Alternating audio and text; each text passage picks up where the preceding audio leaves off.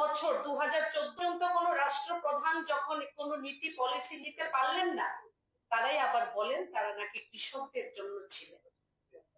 আমরা দেখেছি যে 2014 সালে ভারতবর্ষের প্রধানমন্ত্রী নরেন্দ্র মোদীজি যখন মা ভারতের দায়িত্ব নিলেন, তখন প্রথম উনি এ দেশের গরিব, সেখানে মহিলা এবং কৃষক কল্যাণে উনি অনেক পলিসি উনি নিয়েছেন।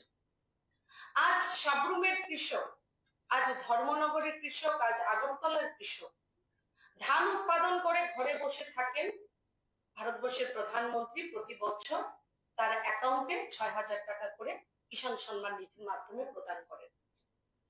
আজ আমাদের এই ভারতীয় জনতা পার্টির সরকারই 2018 সালে এই রাজ্যে প্রতিষ্ঠিত হওয়ার পর কৃষকদের কাছ থেকে ধান এমএসপি তে ক্রয় করার মতো সিদ্ধান্ত নিয়েছেন। এই বছর প্রায় 23 টাকার উপর প্রতি কেজিতে ধান ক্রয় করা হয়েছে।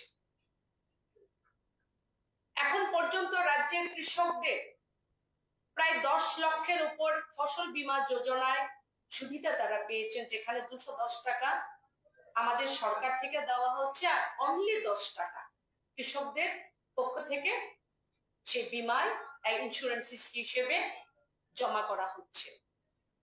8 লাখের উপর আমাদের রাজ্যের মহিলারা গ্যাস কানেকশন পেয়েছে। এখন প্রশ্ন হলো এই ডেভেলপমেন্ট কি করে সম্ভব?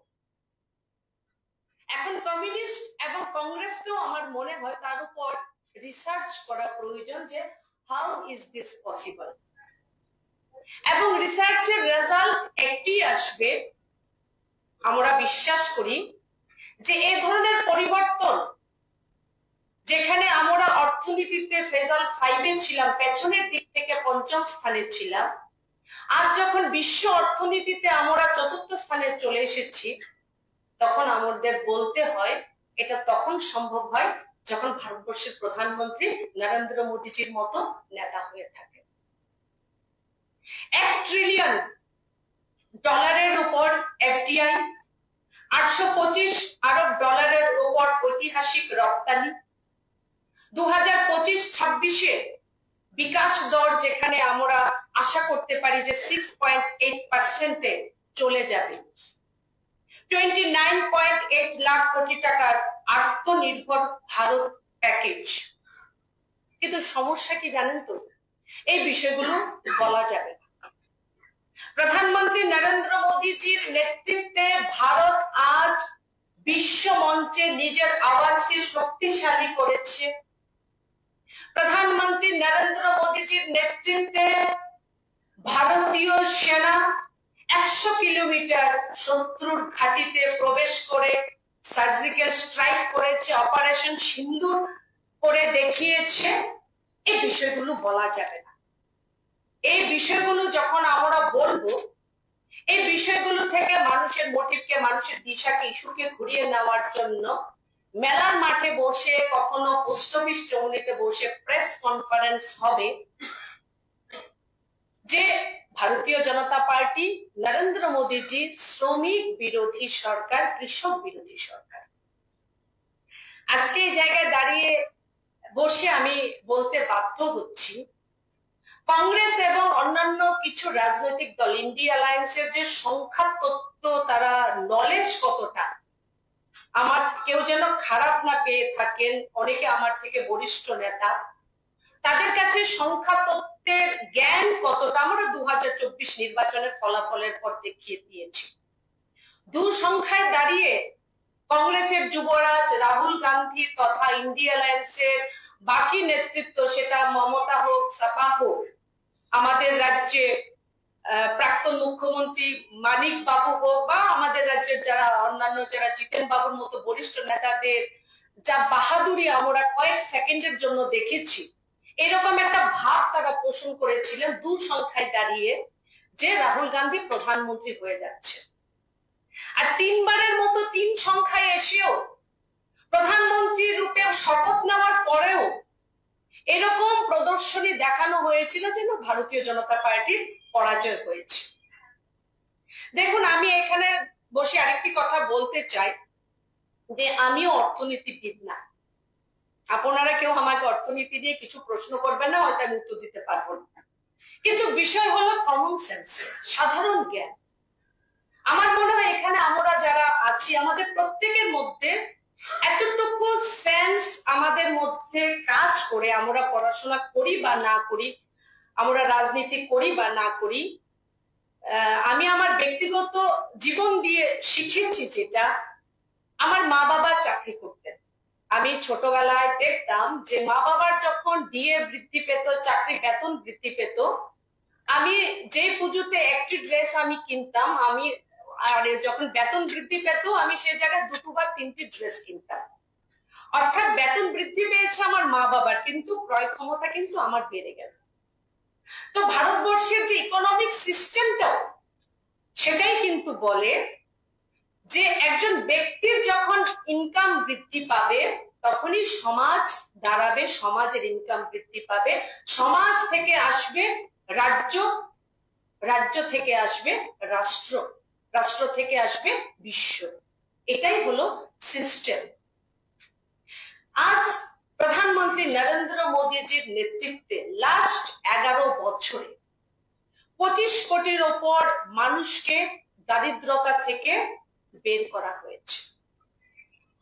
এবং আমরা যদি দেখি যে লাস্ট 2014 সালে যারা বলেন ভারতীয় জনতা পার্টি আদানি আম্বানির সরকার, আমার তো মনে হয় 2012 হোক 2013 হোক আমরা আম্বানিকেও চিনতাম, আদানিকেও জানতাম।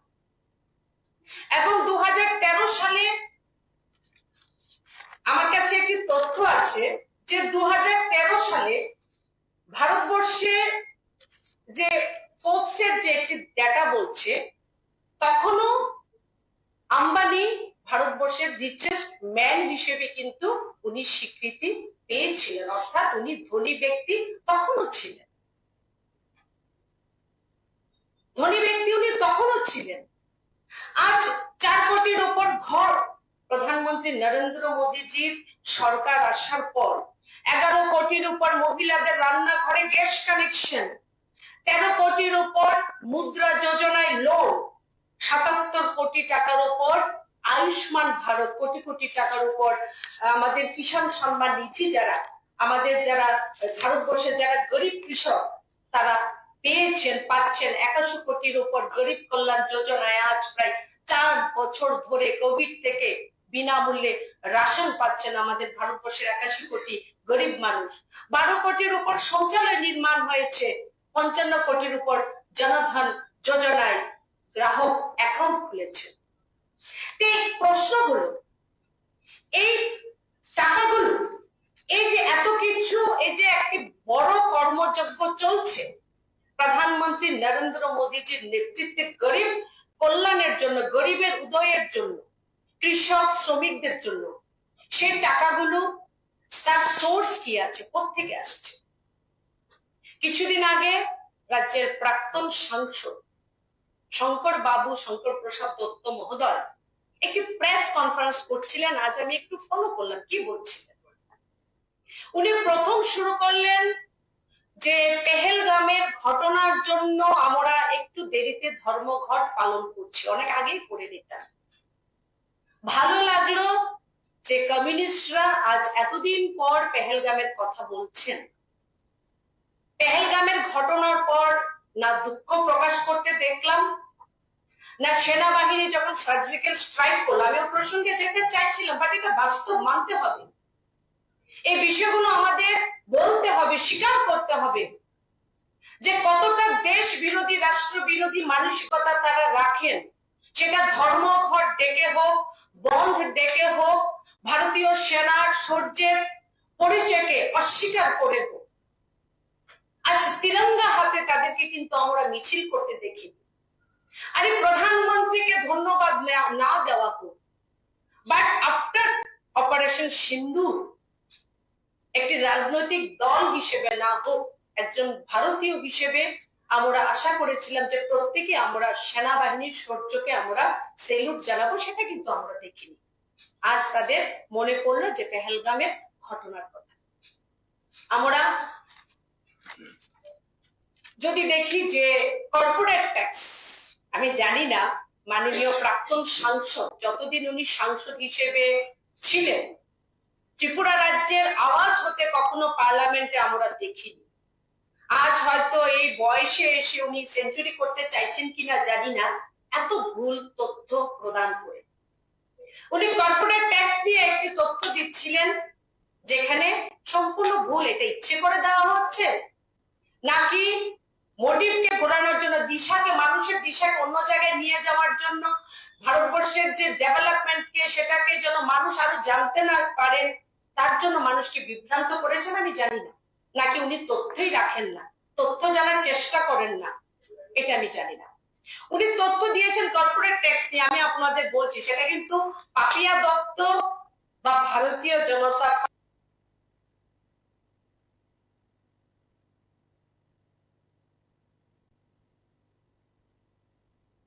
পার্টির তাদের মতো, ওটা ওই তথ্য যেটা মেলার মাঠ থেকে যে তথ্য পরিবেশন হয়েছে প্রেস কনফারেন্স, আমি নিশ্চিতভাবে বলতে পারি এটা সিপিএম এর তথ্য, সিপিএম এর বই থেকে এসেছে। কিন্তু আমি আজকে বসে যে তথ্য দিচ্ছি এটা আমার ব্যক্তিগত তথ্য বা পার্টির ব্যক্তিগত তথ্য নয়।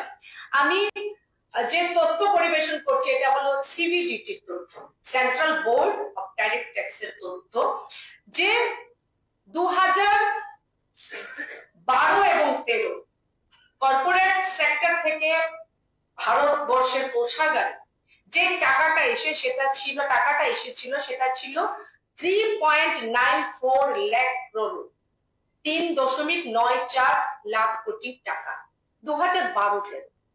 whereas 2025-26-এ সেই ট্যাক্স কালেকশন কর্পোরেট হাউস থেকে ভারত সরকারের সেই ট্যাক্স কালেকশন যেটা হয়েছে সেটা হয়েছে 9.11 লাখ করোড়, সেটা আরো বাড়বে, এখনো ফিনান্সিয়াল ইয়ার কমপ্লিট হয়নি, অর্থাৎ 131% গ্রোথ হয়েছে, which is beyond any expectation আমি মনে করি।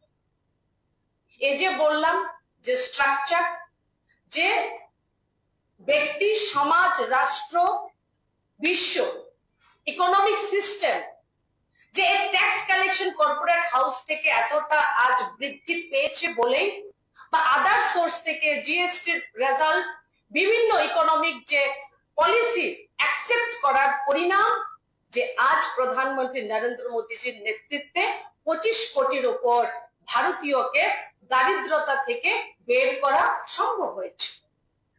2013-তে পার ক্যাপিটা ইনকাম কি ছিল ভারতবর্ষে? তখন ছিল 74,920 টাকা, আর আজ 2025-এ সেই জায়গায় 2 লাখের উপর পার ক্যাপিটা ইনকাম, মানুষের মাথা পিছু ইনকাম ভারতবর্ষে হয়ে গেছে। সেদিন উনি তথ্য দিচ্ছিলেন যে ভারতবর্ষে নরেন্দ্র মোদীজি সরকারের সময় 200 জনের মতো বিলিনিয়ারের সংখ্যা বেড়ে গেছে, শিল্পপতি বেড়ে গেছে। আমি ফোর্বসের একটি ডেটা মাননীয় শঙ্কর বাবুকে দিতে চাই, যে আপনারা তো চীনের অনুগামী, চীনকে আপনারা ফলো করে থাকেন, সে চীনের দিকে তাকান, চীনে বিলিনিয়ারের সংখ্যা ফোর্বস অনুযায়ী 516 জন, 516-র উপর আছে। উনি সেদিন তথ্য দিচ্ছিলেন ভারতীয় ন্যায় সংহিতার কথা। ভারতীয় ন্যায় সংহিতার 11 নম্বর ধারা কি বলছে? ভারতীয় ন্যায় সংহিতার 11 নম্বর ধারাকে উনি, আমি জানি না কেন শ্রমিকদের সঙ্গে উনি গুলিয়ে দিলেন।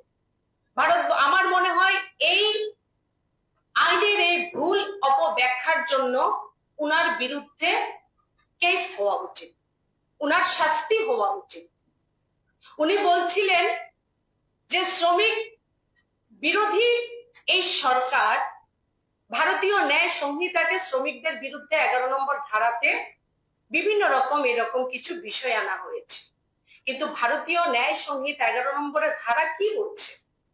ভারতীয় ন্যায় সংহিতা 11 নম্বর ধারা বলছে যে ভারতবর্ষের মধ্যে যদি এক বা একাধিক ব্যক্তি কোন রকম হত্যা, কোন রকম অপরাধ, এক্সট্রিম কিছু অপরাধ, অপহরণ, ডাকাতি, এই ধরনের ঘটনা যদি করে থাকে তাহলে তার বিরুদ্ধে ব্যবস্থা নেওয়া হবে।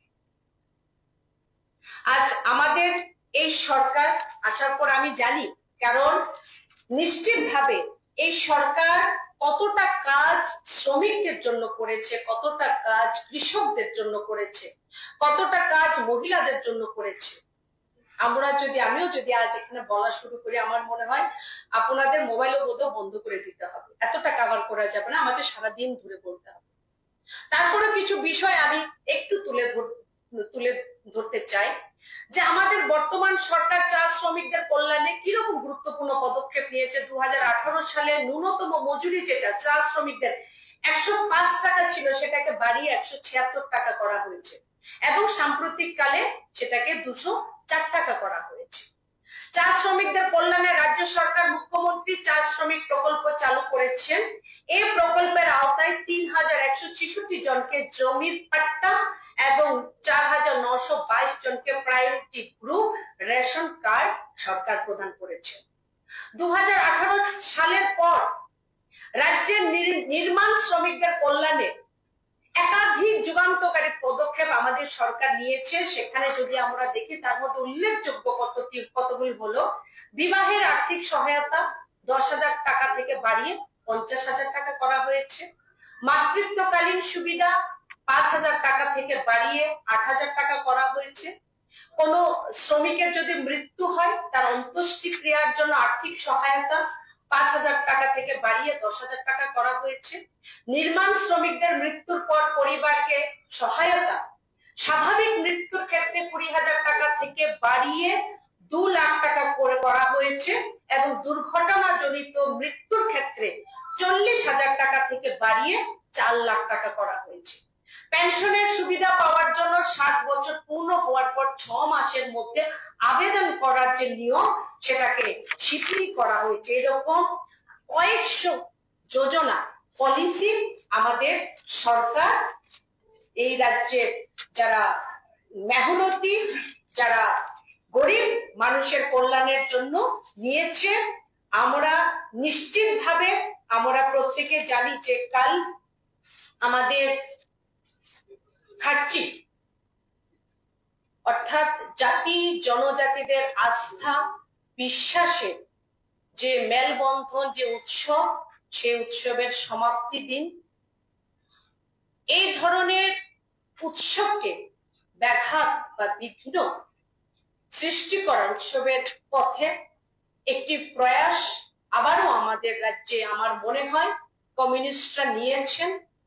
এই ধরনের প্রয়াস নিয়ে তারা আবারও প্রমাণ করেছেন যে তারা বাস্তবিক, আমরা যেটা বলি যে শুধুমাত্র তারা দেশ বিরোধী, রাষ্ট্র বিরোধী শক্তি না, তারা প্রমাণ করে দিয়েছেন যে তারা ধর্ম বিরোধী, তারা সংস্কৃতি বিরোধী।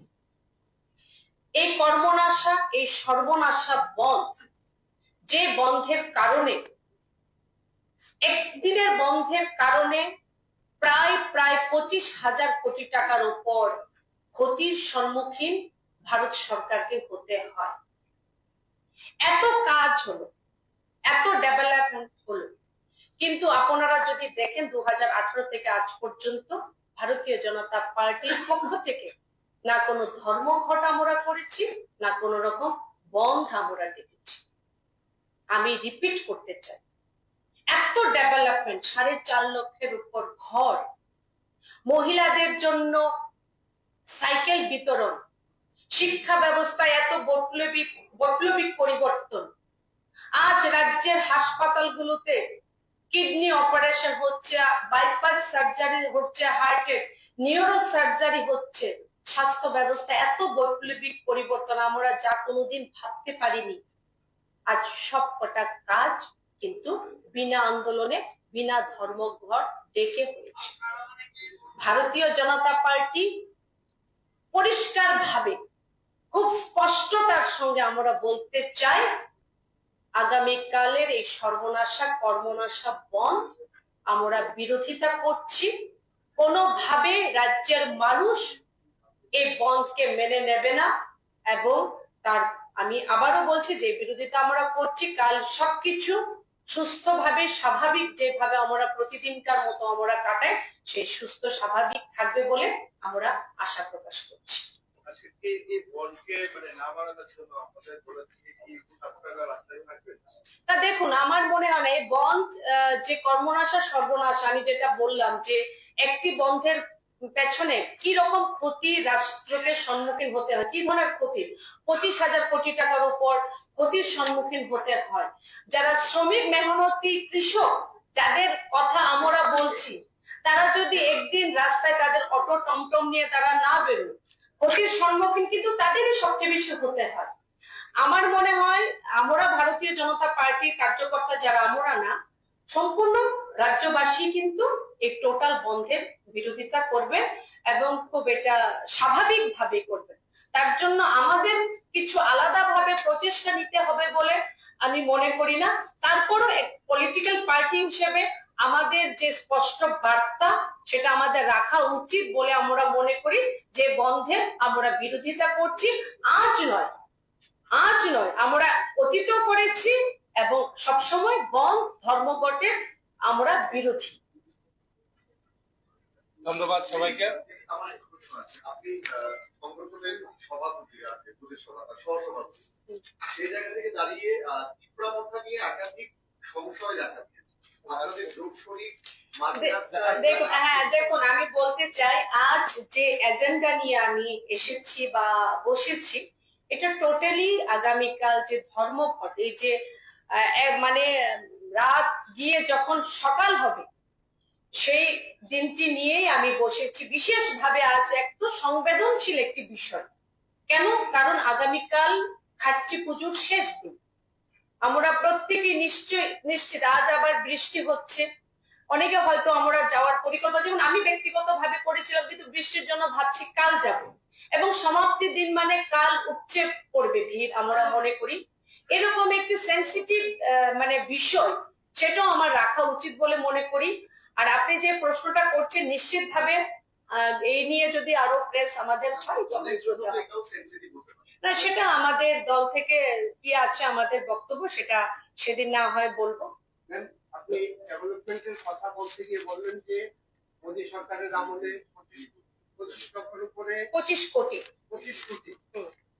25 কোটির উপরে গরিবি দূর হয়েছে, কিন্তু আপনাদের এই নেতা নীতিন গডকরি বলেছে দেশে গরিবের সংখ্যা বেড়েছে। তাহলে কোন তথ্যটাকে আমরা শুনে নেব? দেখুন, এই তথ্য আপনি যেটা বলছেন এটা আমার কাছে আজ নেই। আমার কাছে যা আছে, আমার কাছে ক্রাইমের ক্ষেত্রে এনসিআরবির রিপোর্ট আছে, আমার কাছে আমাদের যে ইন্ডেক্স গুলো আছে, সরকারি যে ইন্ডেক্স গুলো আছে সেগুলো আছে, যে কি কি ভাবে কোন সেক্টরে কাজ হয়েছে। 4.5 কোটির ওপর যে ঘর দেওয়া হয়েছে, এটা প্রধানমন্ত্রী আবাস যোজনায় যখন আপনি ওয়েবসাইটে যাবেন সেখানে আছে। আপনি উজ্জ্বলা যোজনায় গ্যাস কানেকশন দেওয়া হয়েছে, যেটা আমি বললাম। আপনি যখন পেট্রোলিয়াম যে আমাদের যে ওয়েবসাইট আছে সেখানে যখন যাবেন সেটা পাবেন। আপনি যখন ফুড ডিপার্টমেন্টের ওয়েবসাইটে যাবেন তখন 81 কোটির উপর যে গরিব কল্যাণ যোজনায় যে চাল দেওয়া হচ্ছে বিনামূল্যে সেখানে পাবেন। আপনি যখন হেলথের যখন ওয়েবসাইটে যাবেন তখন সেখানে আপনি আমাদের যে আয়ুষ্মান ভারত, যেটা 77 কোটির উপর আয়ুষ্মান কার্ড দেওয়া হয়েছে সেগুলো পাবেন। আপনি যখন লেবার ডিপার্টমেন্ট হোক বা এমপাওয়ারমেন্ট, যেমন স্ট্যান্ড আপ স্টার্ট আপ যাবেন, স্কিল ডেভেলপমেন্টে যাবেন, সেখানে আপনি দেখতে পাবেন যে 16 লাখের উপর যুবকদের স্কিল করার জন্য সেখানে অনেক ইনস্টিটিউট তৈরি হয়েছে। এবং মুদ্রা যোজনা প্রায় 52 কোটির উপর যুবক যুবতী মুদ্রা যোজনা নিজের পায়ে দাঁড়ানোর জন্য তারা লোন পেয়েছে। আপনি যখন জনধন যোজনার ওয়েবসাইটে যাবেন সেখানে আপনি পাবেন 55 কোটির উপর জনধন যোজনায় অ্যাকাউন্ট খুলেছে গরিব। আপনি যখন এরকম অনেক ওয়েবসাইট আলাদা যখন পাবেন, ওমেন এমপাওয়ারমেন্টে যখন যাবেন সেখানে সবকিছু আছে। আমি যখন এখানে বসে, আমি আবারও রিপিট করছি, আমি ভারতীয় জনতা পার্টি আমাকে লিখে দেয়নি যে আমি এসে কি কি বলবো। আমরা যখন বসি কথা বলতে, আমরা তথ্য ভিত্তিক কথা বলি এবং মিথ্যে বলে মানুষকে মানুষের দিশাকে ঘুরিয়ে দেওয়ার মতো প্রয়াস ভারতীয় জনতা পার্টি কখনো করে না। দেখুন এই প্রসঙ্গে দেখুন আমি বললাম না আমি কত কিছু বলবো, যে যারা টমটম চালক টুকটুক চালক আমাদের রাজ্যে, তাদের নিজস্ব আইডেন্টিটি ছিল না আমাদের রাজ্যে।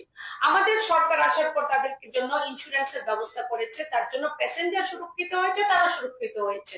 আমাদের রাজ্যে আশা কর্মী যারা, তাদের কি ছিল 200 টাকা ছিল, এটা 200 টাকা ছিল তাদের অনারিয়াম। আজ আমাদের সরকার আসার পর সেটাকে 1000 টাকা করেছে। পাম্প অপারেটর যাদের বেতন ছিল 4700 টাকা, আমাদের সরকার, আমাদের রাষ্ট্রবাদী সরকার আসার পর সেটাকে 7000 টাকা করেছে। এবং রেগার মজুরি যেটা 212 টাকা ছিল সেটা এখন পর্যন্ত 256 হয়েছে, এবং সেটা যেন আরো বৃদ্ধি করা যায় সেই দিশা আমাদের সরকার কাজ করেছে। আমাদের রাজ্যের পার ক্যাপিটা ইনকাম বৃদ্ধি পেয়েছে, জিএসডিপি বৃদ্ধি পেয়েছে। এবং এই যে বললাম, দেখুন অর্থনীতিতে ভারত কোথায় এসে পৌঁছেছে, ফেজাল 5 থেকে বিশ্ব অর্থনীতির 5ম স্থানে। সেটা কিন্তু আমার পাপিয়া দত্তের ডেটা নয়, এটা আমাদের যে ডেটা সেটা আমাদের বলছে। আমাদের যে মিনিস্ট্রি অফ স্ট্যাটিস্টিক্স বলুন বা যে per capita income, ministry of statistics এ যান, আমাদের পার ক্যাপিটা ইনকাম যে বৃদ্ধি কতটা পেয়েছে, কত হাজার গুণ বেড়ে গেছে ইউপিএ সরকারের তুলনায়, সেখানে আমরা পাচ্ছি। সেখানে কনফিউশনের কিছু জায়গা নেই। আমাদের কাছে ডেটা আছে, আমাদের কাছে গুগল আছে।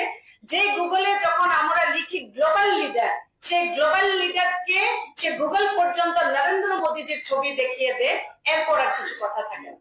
তাহলে কি মানে আপনার বক্তব্যটা নীতিন গাডকারির সঙ্গে কন্ট্রাডিক্ট? দেখুন আমি বললাম তো, উনি কি মানে কোন পরিদৃশ্যে বা কোন প্রেক্ষাপটে কখন বলেছেন, আমার কাছে সে ভিডিও নেই। অনেক সময় দেখা যায় একজন লিডার যখন কথা বলে, ডোন্ট মাইন্ড, মানে ডোন্ট টেক ইট আদারওয়াইজ, অনেক সময় দেখা যায় সেটা আগে পেছন অনেক কিছু থাকে, বাট এটা কাট করে বিরোধীরা সেটাকে পরিবেশন করেন। তো আমি এখনো ওনার বক্তব্য মন্তব্য কিছুই দেখিনি, তাই আমি এই সম্পর্কে কিছু আমি রাখবো না। আমি যেটা জানি, আমি যেটা পড়ে এসেছি বিভিন্ন ওয়েবসাইট থেকে, বিভিন্ন ডেটা থেকে, সেটা ফোর্বস হোক, সিবিডিটি হোক, সেটা মিনিস্ট্রি অফ স্ট্যাটিস্টিক্স হোক, এই তথ্যগুলি আমি আপনাদের সামনে আজ প্রস্তুত করলাম। ধন্যবাদ ধন্যবাদ সবাইকে। সবাইকে।